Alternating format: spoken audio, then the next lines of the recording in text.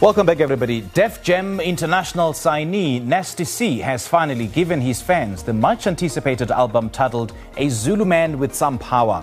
His third album features American stars T.I., Ari Lennox, South African talents Teleman and Rolene. The offering is the biggest pre-ad for an album in South Africa and globally on Apple Music. The artist joins me now via Skype to share more on his latest project. Nasty C, a very good morning to you. Thanks for joining us. Welcome to Morning Live. Good morning, G. How are you?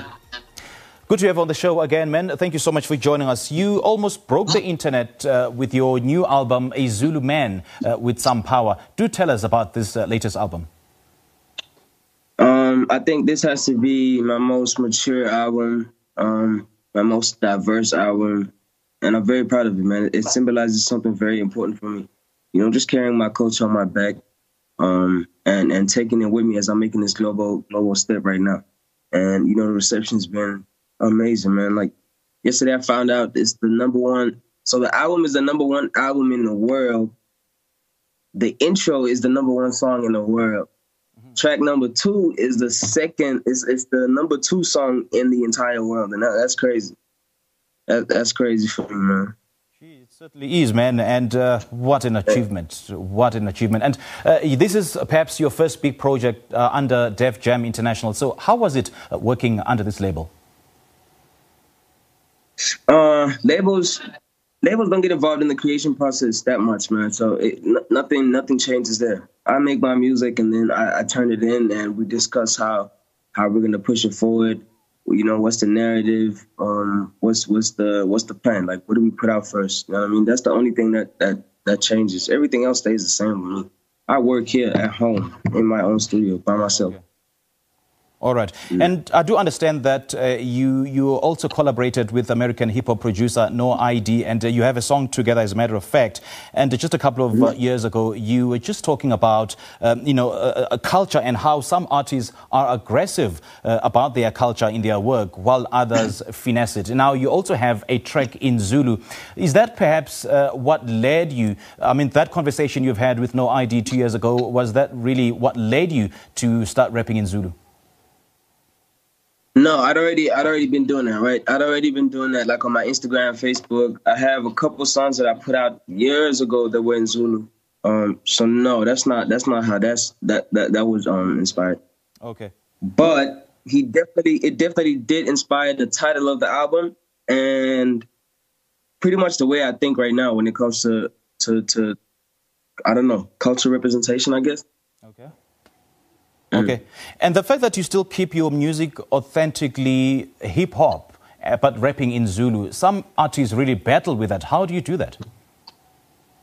I don't know. I'm a hip-hop head, man. I fell in love with hip-hop before anything else, you know, so I can never switch like that. You know, I'm a hip-hop guy. Okay. And you work with the likes of T.I. and Ari Lennox on this album. How was that experience for you? And how did you meet and get to discuss a collaboration with them? So I met T.I. Well, I haven't really met him in person, but I met him like online a year ago. He DM'd me when he was here in South Africa. He told me his name. He told me my name kept popping up, and he heard about me a lot and about like the music and stuff. So he decided to check it out, and then he hit me while he was listening to it. He was like, "Yo, I'm in Cape Town riding around, just listen to your album.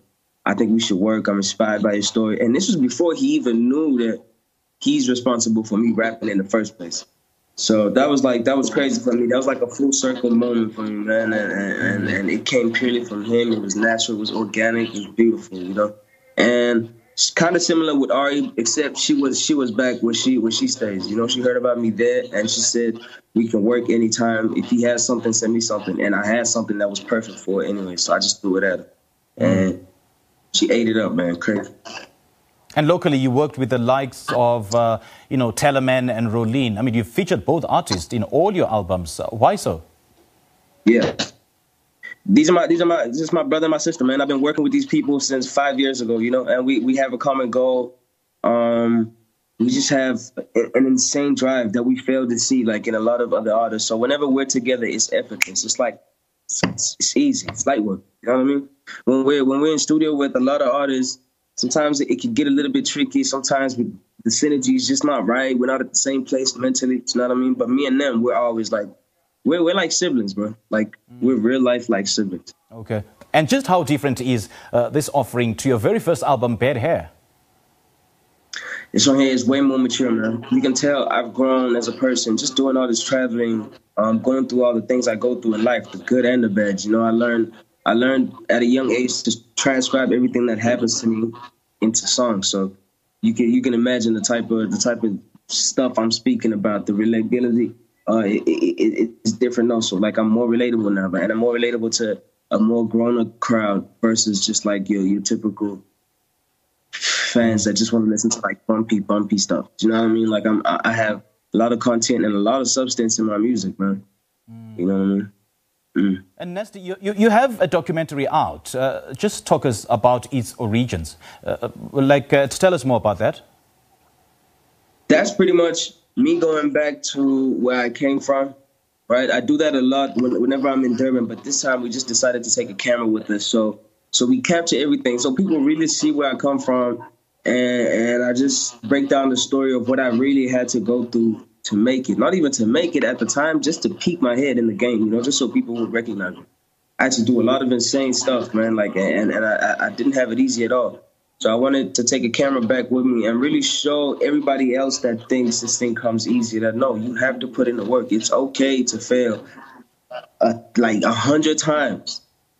Go out there and fail 100 times if you have to, though, but don't give up. Like, stay persistent, stay on your grind. You know what I mean? I wanted to show them that type of thing, and of course, that was for motivational purposes for my friends too, because I put them on camera and they're doing amazing things, man. I just had to throw my salutes to them. Like ever since I left Lovo, they've been doing some crazy stuff, man. Like really being productive. They stuck together as a unit. They didn't break up. There was no drama within them. And you know how it is back in the Casas. Drama everywhere could break up everybody, you know what I mean? All right. Nasty, you are doing very well, and you continue to do very well and make us proud in representing the country on the international stage. Thank you so much, man, for chatting to us and just breaking all barriers at such a young age.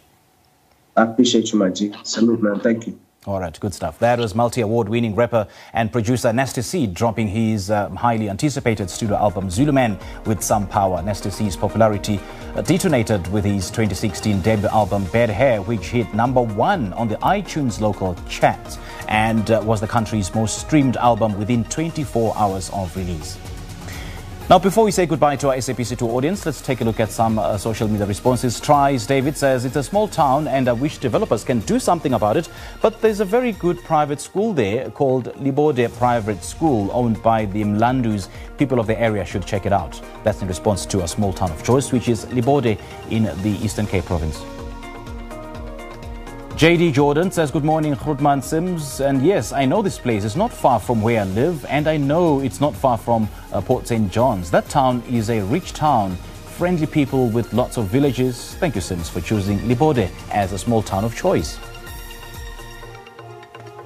Unati Dlamini says, good morning, sir. Libode is where I was born. It's it's quite small, but also have more progressive people, the history, the King Yamampondo, Ndamase. The town is small, but more rural areas that depend on this small town. We can't run away with the fact that most of the people in Libode are still suffering, such as Mbindwe need that area cutting edge visited. I'm talking from experience. All right, this is where the show will end on SABC2, but then it does continue on channel 404. But then let's take a quick break. We'll be right back.